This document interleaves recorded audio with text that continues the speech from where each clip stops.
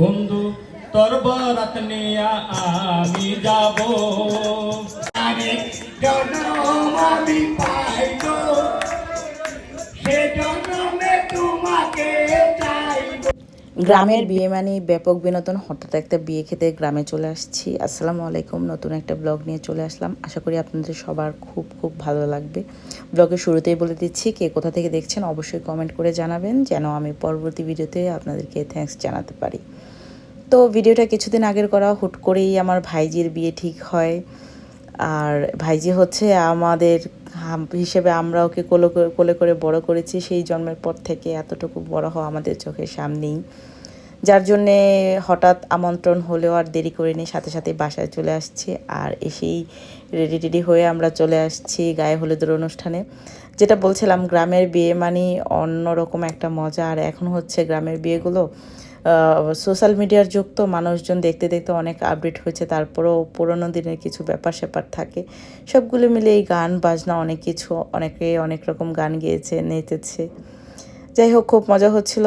আর এটা হচ্ছে পরের দিন খাবারের সময়। আসলে এই গরমের মধ্যে বিয়ে মানে অনেক অস্বস্তিকর একটা ব্যাপার। আমার কাছে তো ভীষণ রকম গরম লাগছিল।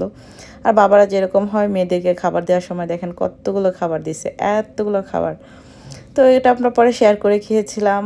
আর রোজা তো কোথাও গেলে তখন নিজে নিজে খাবার ট্রাই করে, আসলে সেই ফ্রাইটা ছাড়া আর কিছুই খেতে পারে না, কারণ অন্যান্য খাবারগুলোতে ঝাল থাকে। তো বিয়েতে যেরকম মেনু হয়, তো এক সপ্তাহের আয়োজন হলো, অনেক বড়সড় একটা প্রোগ্রাম ছিল। সব কিছু আসলে আমার পক্ষে কভার করা সম্ভব হয়নি, কারণ এত বেশি গরম ছিল যে আমি বাইরেই বের হচ্ছিলাম না। আর পোশাক টোশাক যেগুলো নিয়ে গেছিলাম, যে এই গরমের মধ্যে আসলে অত হেভি পোশাক পরাও পসিবল হচ্ছিল না। এই হচ্ছে আমাদের জামাই বাবাজি, অলরেডি জামাই বাবাজি চলে আসছে। আমার ফুপু তাকে আংটি পরিয়ে কীভাবে কী নিয়মকানুন আছে ওগুলো করে নিয়ে আসতেছে। তো আমি আর এখানে খুব বেশি দেরি করিনি, কারণ যেটা বলছিলাম যে এই গরমের বিয়েতে অনেক অস্বস্তিকর একটা ব্যাপার। সব আত্মীয় স্বজন জামাই দেখার জন্য দাঁড়িয়ে আছে। আমরা আর এখানে বেশিক্ষণ দেরি করিনি, আমরা চলে যাব এখন বউদের বাসায়। তো এর মধ্যে জামাই আসা মানে জামাইদের জিনিসপত্র যেগুলো আছে ওগুলা। এখানে তো আমার ভাইজি, সে কি কান্না, সে কেঁদেই চলেছে। বিয়ে ঠিক হওয়ার পর থেকে এই যে কান্না শুরু হয়েছে, বেচারির কান্না আর থামছেই না। আর কি বলবো, আমার এটা দেখে অনেক বেশি খারাপ লাগছিল, কারণ আমি এমনিতেই কান্না সহ্য করতে পারি না। তারপরেও হচ্ছে আমাদের অনেক আদরের ভাইজি, বাড়িতে কোনো বাচ্চা ছিল না, ও একা পুরা বাড়ির সবার আদর পেয়ে বড় হয়েছে, মানে এতটা আদরের। তো এখানে বরদের বাসা থেকে কি কি জিনিসপত্র পাঠিয়েছে ওগুলা সবাই দেখছিল। যেটা বলছিলাম যে আমার ভাইজির জন্য সবাই দোয়া করবেন। আলহামদুলিল্লাহ, আমাদের ভাইজির যে জামাই, আলহামদুলিল্লাহ অনেক ভালো মানুষ। ওদের পুরো ফ্যামিলিটাই ভালো, ভাইজিকে অনেক আদরেই রেখেছে। এখন পর্যন্ত বিয়ে হয়েছে প্রায় 1 মাসের উপর হয়ে গেল।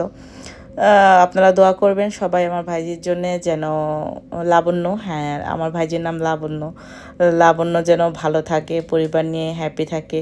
এই কান্নাটাই যেন শেষ কান্না হয়, সারা জীবন যতদিন বাঁচে যেন অনেক বেশি হ্যাপিলি হাসি খুশিভাবে বেঁচে যায়, পরিবার নিয়ে অনেক বেশি ভালো থাকে।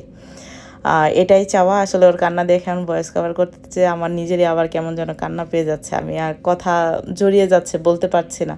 ও আমাদের অনেক আদরের ভাইজি। সারা জীবন সবার আদরে আদরে থাকুক, এটাই দোয়া করি। সবার আদরে আদরে থাকুক, সবার নয়নমণি হয়ে থাকুক। আজকের ভিডিওটা এই পর্যন্তই। ভালো থাকবেন, আল্লাহ হাফেজ।